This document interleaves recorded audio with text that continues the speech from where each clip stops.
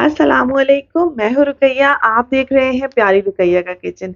आज मैं आपके साथ 2 पौंड चॉकलेट केक जो कि हाइटेड में स्पॉन्ज होता है वो हम किस तरह से बनाते हैं।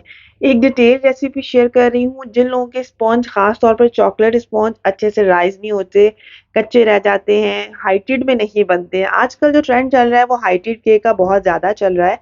तो हमने स्पॉन्ज केक इतना सुपर सॉफ्ट और मॉइस्ट माशाल्लाह माशाल्लाह अल्हम्दुलिल्लाह किस तरीके से बनाया।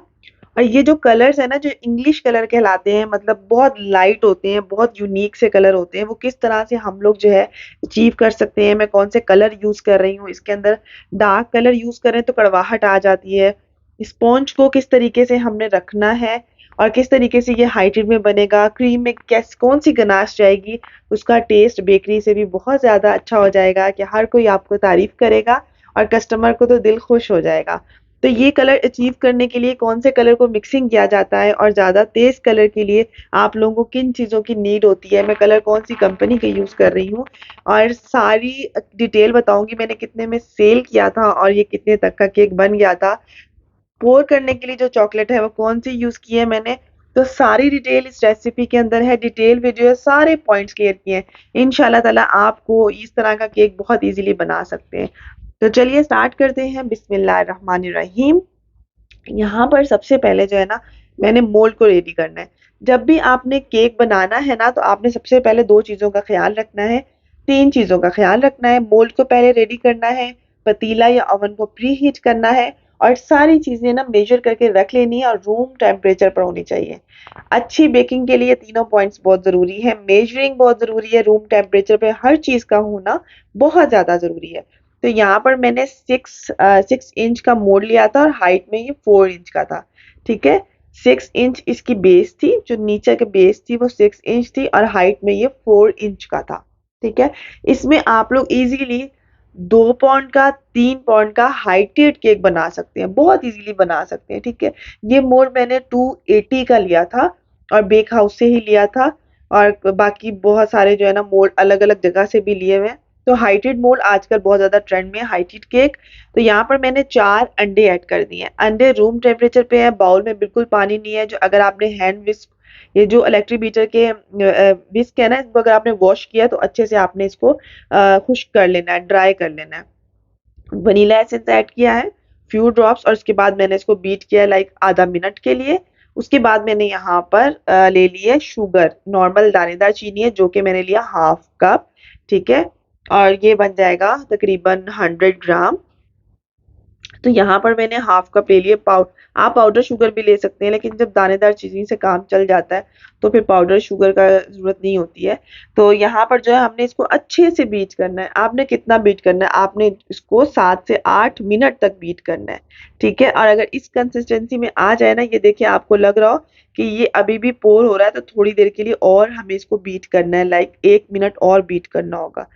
तो इस स्पॉन्ज को ना अच्छा सा सॉफ्ट के काफ़ी दिनों तक सॉफ्ट रहे, अगर आपने इसको रखना है तो इसके अंदर 2 टेबल स्पून जो है ना वो आपने ऑयल का ऐड कर देना है। ठीक है, और अच्छे से मिक्स कर लेना। 1 मिनट के लिए वो बीट हो जाएगा, तकरीबन 8 मिनट तक 4 अंडों का जो है ना आपने स्पॉन्ज को बीट करना है, बैटर को।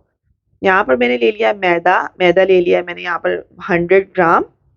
यहाँ पर मैंने ले लिया कोको पाउडर। कोको पाउडर यहाँ पर आप लोग तकरीबन 3 टेबल स्पून तक या 2 टेबल स्पून तक ऐड कर सकते हैं, जो कि होगा 20 ग्राम।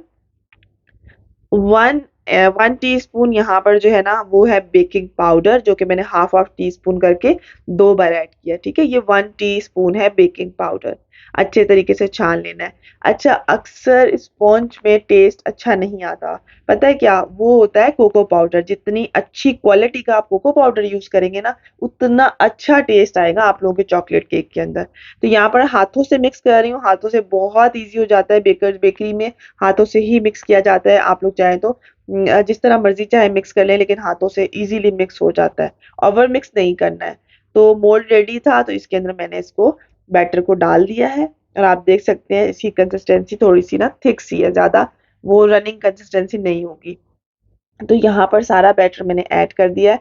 2 से 3 बार अच्छे से टैप करेंगे ताकि एयर बबल को रिमूव हो जाए। और यहाँ पर जो है ना हम इसे बेक करने के लिए रख देंगे। बेक करने तकरीबन ये 30 से 35 मिनट में बेक हो जाएगा।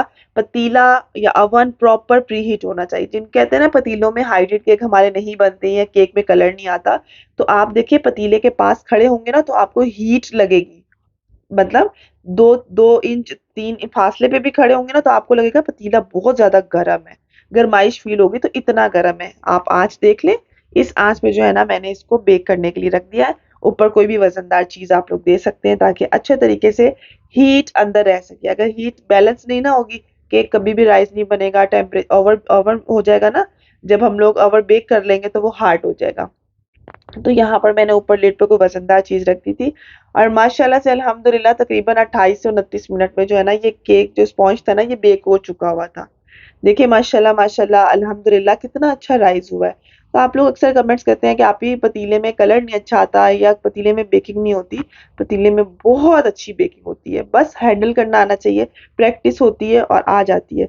तो यहाँ पर नाइफ से, टूथपिक से, केक टेस्टर से चेक कर लें, अगर नीट एंड क्लीन आ जाए ना तो इट मीन्स कि बिल्कुल परफेक्ट है। अच्छा, यहाँ पर हम इसको रूम टेम्परेचर पे रखेंगे। माशाल्लाह माशाल्लाह इतना अच्छा बनता है ना। और बस सारे पॉइंट्स आपने जो है ना समझने हैं, पतीले को प्रॉपर प्री हीट करना है आपने, ठीक है। बाकी बाद में फ्लेम का भी आपने ध्यान रखना है। ओवन में करेंगे तो 180 में तकरीबन 30 मिनट के लिए आप लोग बेक कर लेंगे। तो यहाँ पर हमने इसको रैक के ऊपर रखा है ताकि नीचे बेस में से भी ये इक्वल ठंडा हो सके। हमने अक्सर रखा होता है ना काउंटर के ऊपर, तो वो नीचे से इतनी जल्दी ठंडा नहीं होता, ऊपर से हो जाता है। इस तरह से जल्दी से ठंडा हो जाता है, लाइक 5 से 7 मिनट के लिए। उसके बाद मैं हमेशा बताती हूँ स्पॉन्ज को बनाकर आप 1 दिन पहले या 8 घंटे पहले उसके बाद क्रीम वर्क किया करें, उसका टेस्ट बहुत अच्छा आता है। और अगर आप लोग आज बनाते हैं और कल क्रीम का वर्क करते हैं ना तो यकीन करें टेस्ट और भी जबरदस्त हो जाता है। तो ये देखिए माशाल्लाह मैं जितना इसको प्रेस कर रही हूँ ना ये वापसी से अपनी जगह पे आ रहा है। इसका क्या मतलब है? इसका मतलब है ये स्पॉन्जी बना है, मतलब फ्लफी बना है, ठीक है, मतलब दोबारा से अपनी जगह पे आ रहा है। अगर बैठ जाता है तो इसका मतलब है कुछ चीजें इंग्रेडिएंट सही मिक्सिंग नहीं हुई है, इंग्रेडिएंट सही नहीं है, जिसकी वजह से केक हार्ड हो रहा है। और इसके बाद मैं इसको रैपर में रैप करके ना किसी भी शॉपर वगैरह में तो मैं इसको कवर करके फ्रिज में रख देती हूँ। लाइक 2 दिन पड़ा रहे, 1 दिन पड़ा रहे, तो उसके बाद उसका टेस्ट बहुत अच्छा आ जाता है। तब मैंने नेक्स्ट डे जो है ना इसको निकाला था ताकि मैं इसको क्रीम वर्क कर सकूं। और इसको मैं कटिंग कर लूंगी। ये 4 लेयर में कट हो सकता है, माशाल्लाह इतना हाइटेड बन सकता है। लेकिन मैं जो हूँ ना इसको 3 लेयर्स में कट करूंगी। आप कटिंग करते हुए देखें माशाल्लाह से कितना जबरदस्त स्मूथली कटिंग हुआ है और सॉफ्ट तो बहुत जबरदस्त था। अच्छा, उसके बाद चॉकलेट केक में अलग-अलग फ्लेवर और टेस्ट होते हैं, ठीक है? तो यहाँ पर जो है ना आप कलर जो है ना मेरे कलर चॉकलेट्स केक के जो कलर्स हैं वो इतने अच्छे इसलिए आते हैं कि मैं कोको पाउडर बहुत अच्छा यूज़ करती हूँ, अच्छी क्वालिटी का हमेशा। क्रेव का भी बहुत अच्छा है और जो बेक हाउस से मिलता है ना वो भी बहुत अच्छा, जो मैंने आपको वीडियो में दिखाया हुआ था, वो भी बहुत अच्छा है।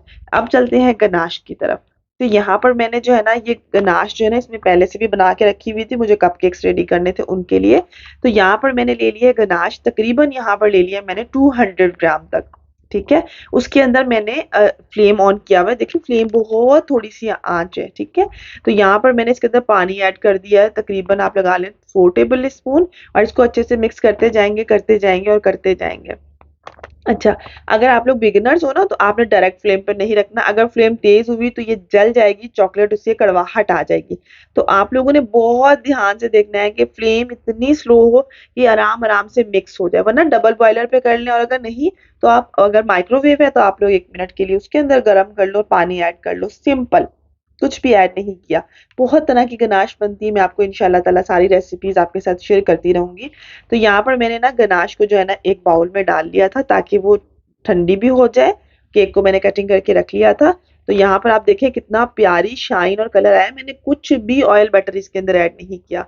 अच्छी क्वालिटी की चीजें आप लोग यूज करेंगे ना तो टेस्ट आपका बहुत जबरदस्त आएगा। तो ये देखें थोड़ी देर रूम टेम्परेचर पर थी ना तो ये थोड़ी सी हार्ड हो गई थी। यहाँ पर मैंने हाफ कप जितना दूध ले लिया है और इसके अंदर मैंने तकरीबन 2 टेबल स्पून भर कर ना चॉकलेट डाली, 1 टेबल स्पून शुगर डाली और इसे मिक्स करके साइड पे रख दिया। इससे ना हम सोक करेंगे केक को। यहाँ पर मैंने तकरीबन 2 कप जितनी जो है ना वो क्रीम ले ली थी, लेकिन 1.5 कप क्रीम जो है ना, अगर डेकोरेशन कम है तो चल जाएगी, लेकिन 2 कप जितनी क्रीम ले ली और उसे अच्छे से स्टिफ पीक तक मैंने बीट कर लिया था। ठीक है। अगर आपको क्रीम बीट करने में मुश्किल होती है तो मैं लिंक डिस्क्रिप्शन बॉक्स में दे दूंगी, वो वीडियो आप लोग वॉच कर लें ताकि आप लोग क्रीम को अच्छे से व्हिप कर सको। तो यहाँ पर मैंने थोड़ी सी क्रीम निकाल के अलग से रखी है क्योंकि मुझे लाइट एंड डार्क कलर को मिक्स करना है ना, तो वो जो है ना मैंने इसलिए अलग कर लिया है। और जो भी चीज आप रखें उसको फौरन से फ्रीजर में जाके रखते रहें, बाहर रूम टेम्परेचर पे नहीं रहने दें, चाहे गर्मी है चाहे सर्दी है, ताकि वो स्टिल उसी तरह से उसी कंसिस्टेंसी वैसी ही रहे। तो मैंने यहाँ पर 2 टेबल स्पून से 3 table spoon chocolate ganache add किए। उसके साथ में कलर ऐड कर रही हूँ पर्पल।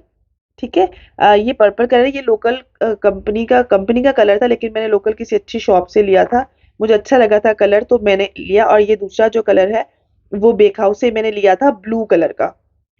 तो पर्पल के 3 ड्रॉप्स, 2 ड्रॉप्स मैंने ब्लू के ऐड किए। तो कितना प्यारा ये इंग्लिश टाइप जो कलर होते हैं ना, बड़े प्यारे आजकल चल रहे हैं, ये कलर बनकर रेडी हो जाएगा। ये 2 कलर मैंने ऐड किए। अच्छा, 2 कलर्स ऐड करने से ये होता है कि इसकी क्वांटिटी कम जाती है और कड़वाहट कम आती है।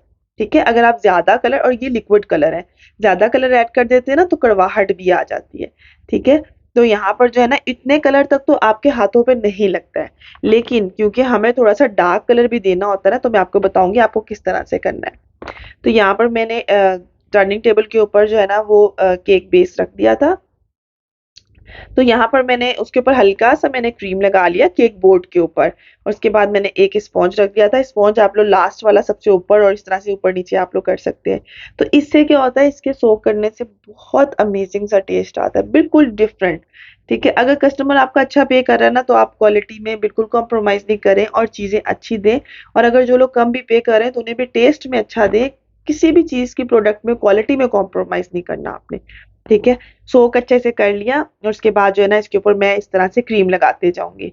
तो लेयर रखती जाऊंगी और क्रीम लगाती जाऊंगी। आप चाहें तो आप इसके अंदर चॉकलेट चिप भी ऐड कर सकते हैं, आप चाहें तो आप इसके अंदर चॉकलेट चंक्स कट करके ना वो भी ऐड कर सकते हैं। अच्छा, उसके बाद आपने ना हाथों से प्रेस करते जाना ताकि लेवल होता जाए, और स्पून से आपने जब सोक करना है तो स्पून से भी प्रेस कर लेना है। इससे होता है कभी ऊपर नीचे हो जाए ना तो वो सारा बैलेंस हो जाता है। उसके बाद अगेन इसी तरीके से सोक किया और क्रीम वर्क कर लिया।